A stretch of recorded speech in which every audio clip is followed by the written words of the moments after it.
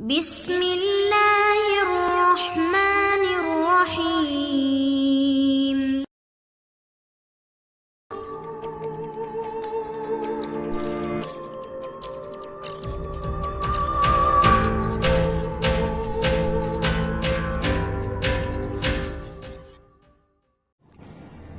अस्सलाम वालेकुम दोस्तों। इमरान सीरीज़ नावल सॉर्ड मागा बाय मज़हर कलीम MA। अगर आपने अभी तक हमारे चैनल जासूसी दुनिया को सब्सक्राइब नहीं किया तो सब्सक्राइब करें और बेल आइकन पर क्लिक कीजिए।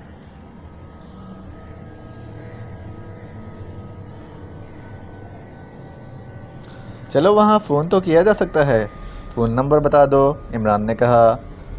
वो तुम्हारी बात सुनेगा ही नहीं, वो ऐसा ही आदमी है, किसी अजनबी को वो बराह रास्त लिफ्ट ही नहीं कराता, स्कॉट ने जवाब देते हुए कहा। तुमसे तो बात करेगा या नहीं? इमरान ने कहा। मुझसे क्यों ना करेगा, मैं तो इसका नायब हूँ, स्कॉट ने जवाब देते हुए कहा। तुम इसे सुपर चीफ कहकर बात करते हो या लॉर्ड कहकर? इमरान ने कहा। तो स्कॉट के चेहरे पर हैरत के तासुरात उभर आए। तुम क्यों पूछ रहे हो? मैं समझा नहीं, तुम्हारे इस सवाल का मतलब क्या है? स्कॉट ने उलझे हुए लहजे में कहा। इसलिए कि मैं मालूम करना चाहता हूँ कि तुम दोनों के दरमियान किस किस्म के ताल्लुकात हैं, इमरान ने जवाब देते हुए कहा। मैं इन्हें सुपर चीफ भी कहता हूँ और लॉर्ड साहब भी, ये इनका पसंदीदा लक़ब है, स्कॉट ने कहा। चलो देखते हैं कि तुम किस तरह इनसे बात करते हो और वो किस तरह तुमसे बात करते हैं। नंबर बताओ। फ़ोन तो यहाँ मेज़ पर मौजूद है, इमरान ने कहा। तो इस बार स्कॉट ने फ़ोन नंबर बता दिया। इसके चेहरे पर अचानक एक चमक सी आ गई थी और इमरान ये चमक देखकर बेख्तियार मुस्कुरा दिया, क्योंकि वो समझ गया था कि फ़ोन नंबर बताते हुए स्कॉट ने लाजमन ये सोचा होगा कि वो कोर्ट में लॉर्ड से मदद मांग लेगा। इस तरह वो इमरान और इसके साथियों के हाथों हलाक होने से बच जाएगा। इमरान ने एक बार फिर नंबर दोहराकर इसको कंफर्म किया और फिर वो मुड़कर दरवाजे की तरफ बढ़ने ही लगा था कि दरवाज़ा खुला और सफदर कमरे में दाखिल हुआ। क्या हो रहा है इमरान साहब? हमें जल्दी से यहाँ निकलना है, सफदर ने कहा। पहले तुम स्कॉट का मुंह बंद करो, मैं तुम्हें बुलाने के लिए ही बाहर जा रहा था, इमरान ने कहा। तो सफदर सर हिलाता हुआ आगे बढ़ा और इसने कुर्सी के उकूब में जाकर कुर्सी पर बैठते हुए स्कॉट के मुंह पर अपना हाथ रख दिया। इमरान ने रिसीवर उठाया और नंबर प्रेस करने शुरू कर दिए। पहले जब लॉर्ड हंटर और स्कॉट के दरमियान बात हो रही थी, इस वक्त इमरान रॉड में जकड़ा कुर्सी पर बैठा ज़रूर था, लेकिन इसके कान इन दोनों की आवाज़ें बखूबी सुन रहे थे। इसलिए इसे मालूम था कि पहले क्या बातें हुई थीं और अब इसके जहन में एक और पॉइंट उभर रहा था कि अगर किसी तरह लॉर्ड हंटर अपने हवारियों समेत यहाँ स्कॉट के हेडक्वार्टर पर पहुँच जाए तो इस हेडक्वार्टर समेत इन सब का खात्मा किया जा सकता है। फिर इनका मेन हेडक्वार्टर आसानी से उड़ाया जा सकता है। इसने स्कॉट का बताया हुआ नंबर प्रेस कर दिया। हेलो। चंद लम्हों बाद दूसरी तरफ से एक निस्वानी आवाज़ सुनाई दी। स्कॉट बोल रहा हूँ, सुपर चीफ से बात कराओ, इमरान ने स्कॉट की आवाज़ और लहजे की नकल करते हुए कहा। तो कुर्सी पर बैठे स्कॉट के चेहरे पर शदीद तरीन हैरत के तासुरात उभर आए। शायद स्कॉट के वहमो गुमान में भी ना था कि कोई शख्स दूसरे की आवाज़ और लहजे की इस कदर कामयाब नकल भी कर सकता है। अब भी अगर वो ख़ुद यहाँ मौजूद ना होता तो वो कभी यकीन ना करता कि वो ख़ुद नहीं बोल रहा था, बल्कि इसके लहजे और आवाज़ की नकल करते हुए कोई दूसरा बोल रहा था। होल्ड करें, दूसरी तरफ से कहा गया। यस, क्या हुआ तुम्हारे साथ? तुमने फ़ौरन रिपोर्ट क्यों नहीं दी मेरे को? चंद लम्हों बाद लॉर्ड ने इंतहाई गुस्सीले लहजे में बात करते हुए कहा। लेकिन इमरान ने स्कॉट की आवाज़ और लहजे में लॉर्ड से बात करते हुए जब इसे आइसलैंड के एजेंटों के बारे में बताया कि वो क्रेडिट छीन लेना चाहते हैं, तो लॉर्ड हंटर स्कॉट के हेडक्वार्टर आने के लिए तैयार हो गया। और फिर जब ये कॉल ख़त्म हुई तो सफदर ने स्कॉट के मुँह से हाथ हटा लिया। तुम जादूगर हो, जादूगर, ये सब तुम कैसे कर लेते हो? लॉर्ड हंटर पहचान ही नहीं सका। कमाल है, मुँह पर रखा हुआ हाथ हटते ही स्कॉट ने हैरत भरे लहजे में कहा। सुनो स्कॉट, अब लॉर्ड हंटर खुद यहाँ आ रहा है। क्या वो हेलीकॉप्टर पर आएगा या कार पर? और इसका हेडक्वार्टर कहाँ है?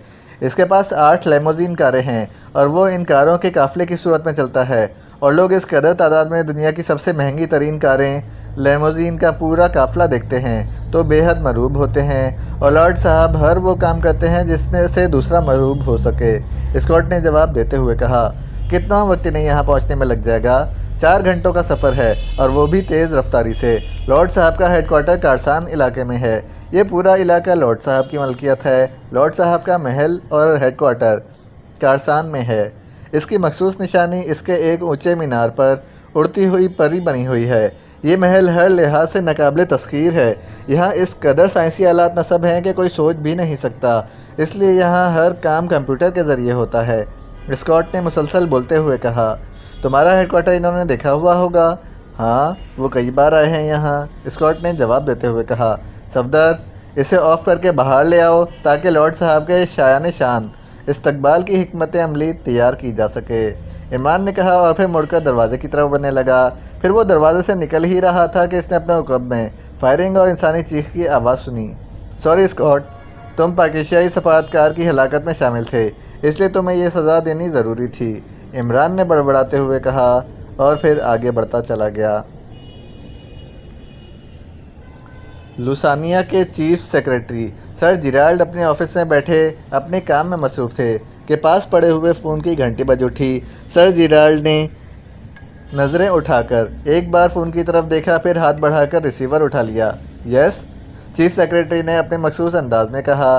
जनाब, मुल्की सलामती के मुशीर जनाब आर्नल्ड आपसे मिलना चाहते हैं, दूसरी तरफ से मौतबाना लहजे में कहा गया। भेज दो इन्हें, चीफ सेक्रेटरी ने कहा और मज़ीद कुछ कहे बगैर इन्होंने रिसीवर रख दिया और फाइल पर झुक गए। कुछ देर बाद ऑफिस के बंद दरवाजे पर दस्तक हुई। यस, कम इन, चीफ सेक्रेटरी ने कदरे ऊंची आवाज़ में कहा तो दरवाज़ा खुला और एक उधेड़ उम्र आदमी अंदर दाखिल हुआ। इसने गहरे नीले रंग का सूट पहन रखा था। आइए तशरीफ़ रखें, चीफ सेक्रेटरी ने कहा तो आने वाला एक खाली कुर्सी पर बैठ गया। सर, एक अहम बात मेरे नोटिस में आई है, इस सिलसिले में मैं आपकी हिदायत की ज़रूरत है, इसीलिए हाज़िर हुआ हूँ, कौमी सलामती के मुशीर आर्नल्ड ने कहा तो चीफ सेक्रेटरी बेख्तियार चौंक पड़े। क्या हुआ है, खुलकर बात कीजिए, चीफ सेक्रेटरी ने कहा। ब्लैक स्टोन के दोनों हेडक्वार्टर तबाह कर दिए गए हैं और दोनों चीफ्स स्कॉट और लॉर्ड हंटर को इनके साथियों समेत हलाक कर दिया गया है, आर्नल्ड ने कहा तो चीफ सेक्रेटरी का चेहरा बुरी तरह बिगड़ सा गया। ये आप क्या कह रहे हैं, क्या आप नशे में हैं, चीफ सेक्रेटरी ने गुस्से से चीखते हुए लहजे में कहा। इन्हें शायद ज़िंदगी में इतना गुस्सा पहले कभी ना आया होगा क्योंकि वो इंतहाई नरम खू तबीयत के मालिक थे, लेकिन अब इन्होंने कौमी सलामती के मुशीर पर बाकायदा शाउट किया था। सॉरी सर, मैं तो शराब पीता ही नहीं और जो कुछ मैंने बताया है वो बिल्कुल दुरुस्त है। लॉर्ड हंटर, इसके 8 साथियों और इनकी कारों के 8 ड्राइवर, सबकी लाशें स्कॉट के हेडक्वार्टर में अब भी मौजूद हैं। इसके साथ साथ दोनों हेडक्वार्टर्स के तमाम अमले को भी गोलियां मारकर हलाक कर दिया गया है। आप यकीन कीजिए कि कत्ले आम किया गया है, आर्नल्ड ने कदरे सर्द लहजे में जवाब देते हुए कहा। जो कुछ आप कह रहे हैं ये कैसे मुमकिन है? लॉर्ड हंटर स्कॉट के हेडक्वार्टर कैसे जा सकते हैं? वो तो स्कॉट को खुद कॉल कर लेते थे, फिर इनके बॉडीगार्ड तो खुद ज़बरदस्त फाइटर थे। वो सब कैसे मारे गए? कहाँ हैं इनकी लाशें? मैं देखना चाहता हूँ कि असल हक़ाइक़ क्या हैं। ये तो हमारे मुल्क के लिए बहुत बड़ा सानहा है और ब्लैक स्टोन की आड़ में हम बेशुमार सरकारी मसाइल हल कर लिया करते थे। अब तो पूरी दुनिया को मालूम हो जाएगा कि ये तंजीम सरकारी थी, चीफ सेक्रेटरी ने होंठ काटते हुए कहा। आइए सर, बाहर हेलीकॉप्टर तैयार खड़ा है, मैं वहाँ खुद जा रहा था कि मैंने सोचा कि आपको इत्तला दे दूँ और आपसे हिदायत भी ले लूँ। वेरी बैड, ये तो बहुत बुरा हुआ। कौन ऐसा कर सकता है? किसमें इतनी ज़रूरत है कि वो लॉर्ड हंटर को हलाक कर दे? ये वाकई बहुत बड़ा सानहा है, चीफ सेक्रेटरी ने सामने रखी हुई फाइल बंद करके मेज़ की दराज में रखते हुए कहा। सर, ये सारी कार्रवाई पाकिस्तान सीक्रेट सर्विस की है, आर्नल्ड ने कहा तो चीफ सेक्रेटरी चौंक पड़े। पाकिस्तान सीक्रेट सर्विस का हमारे मुल्क की किसी तंजीम से क्या ताल्लुक? चीफ सेक्रेटरी ने हैरान होते हुए कहा। तो आपको इस सारे केस का इल्म ही नहीं है? किसी ने आपको ब्रीफ ही नहीं किया? हालांकि मैंने लुसानिया की सरकारी एजेंसी डॉट को भी इनकी यहाँ आमद और मौजूदगी की इत्तला दी थी, आपने मुझे क्यों इत्तला नहीं दी? सर, आर्नल्ड ने मुखातिब होकर कहा। सर, मैंने आपको रिपोर्ट देने की कोशिश की थी, लेकिन पिछले 2 हफ्तों में आप गैर मुल्की मेहमानों से मुज़ाकरात में बेहद मसरूफ़ रहे हैं, आर्नल्ड ने मौतबाना लहजे में जवाब देते हुए कहा। हाँ, चलें पहले वो जगह दिखाएं, फिर सोचेंगे, चीफ सेक्रेटरी ने कहा और दरवाजे की तरफ बढ़ गए। आर्नल्ड इसके पीछे मौतबाना अंदाज में चल रहा था। बाहर सामने ही हेलीपैड बना हुआ था जिस पर एक हेलीकॉप्टर भी मौजूद था। चीफ सेक्रेटरी इस हेलीकॉप्टर की तरफ चल पड़े, आर्नल्ड इनके पीछे था। हेलीकॉप्टर के करीब पहुंचते ही हेलीकॉप्टर के साथ खड़े इसके पायलट ने चीफ सेक्रेटरी और कौमी सलामती के मुशीर आर्नल्ड को सलूट किया तो दोनों ने असबात में सर हिला दिए। स्कॉट का हेडक्वार्टर तुमने देखा हुआ है या नहीं? चीफ सेक्रेटरी ने पायलट से कहा। यस सर, कई बार तो आप खुद भी वहां तशरीफ़ ले गए हैं, ईडन कॉलोनी की कोठी नंबर 310, पायलट ने तफसील से जवाब देते हुए कहा। ओके चलो, हमने वहीं जाना है, चीफ सेक्रेटरी ने कहा और आगे बढ़कर वो हेलीकॉप्टर में सवार होकर साइड सीट पर बैठ गए। इनके हुक्म में आर्नल्ड बैठ गया तो पायलट ने हेलीकॉप्टर स्टार्ट किया और थोड़ी देर बाद वो फ़ज़ा में उड़ता चला गया। फिर वो एक तरफ को बढ़ने लगा। अब वहाँ किसका कंट्रोल है? चीफ सेक्रेटरी ने पूछा। मैंने मिलिट्री इंटेलिजेंस को कहा था कि वो यहाँ इस वक्त तक पहरा दें जब तक हुकूमत इस सिलसिले में कोई हतमी फ़ैसला ना कर ले। कर्नल रिचर्ड और इनकी कंपनी स्कॉट के हेडक्वार्टर का कंट्रोल संभाले हुए है, आर्नल्ड ने कहा और चीफ सेक्रेटरी ने इस बात में सर हिला दिया। फिर थोड़ी देर बाद हेलीकॉप्टर एक कोठी के ऊपर पहुंचकर रुक गया। इसी वक्त हेलीकॉप्टर का ट्रांसमीटर ऑन हो गया। हेलो, हेलीकॉप्टर में कौन मौजूद है? ओवर। एक शख्सी आवाज़ सुनाई दी। मैं पायलट जैस्मीन बोल रहा हूँ। हेलीकॉप्टर में चीफ सेक्रेटरी साहब और कौमी सलामती के मुशीर जनाब आर्नल्ड मौजूद हैं। ओवर। पायलट ने ट्रांसमीटर का एक बटन प्रेस करते हुए कहा, ओके, ओवर एंड ऑल। दूसरी तरफ से कहा गया और फिर नीचे सब्ज बल्ब जल उठा तो पायलट ने हेलीकॉप्टर नीचे बने हुए हेलीपैड पर उतार दिया। चीफ सेक्रेटरी और इनके पीछे आर्नल्ड भी हेलीकॉप्टर से बाहर आ गए। सामने कर्नल रिचर्ड और इनके हुक्म में 10 फौजी मौजूद थे जिन्होंने चीफ सेक्रेटरी को सलूट किया। मेरा नाम कर्नल रिचर्ड है जनाब, और मैं यहाँ अपने साथियों के साथ मिलिट्री इंटेलिजेंस के चीफ के हुक्म पर मौजूद हूँ। कर्नल रिचर्ड ने सल्यूट करते हुए कहा। ओके, चीफ सेक्रेटरी ने कहा और आगे बढ़ गए। और फिर इन्होंने आर्नल्ड और कर्नल रिचर्ड के हमरा पूरे हेडक्वार्टर का दौरा किया। हर तरफ लाशें ही लाशें बिखरी हुई थीं। लॉर्ड हंटर की लाश का चेहरा बेहद मसक हो गया था। यूँ लगता था कि जैसे लॉर्ड हंटर किसी खौफनाक अजियत से गुजरा हो। इसके बॉडीगार्ड्स की लाशें भी वहाँ बिखरी पड़ी थीं। स्कॉट कुर्सी पर बैठा हुआ था। इसे गोलियां मारकर हलाक किया गया था, जबकि इसके 2 ज़ख्मों पर बाकायदा मरहम पट्टी की गई थी।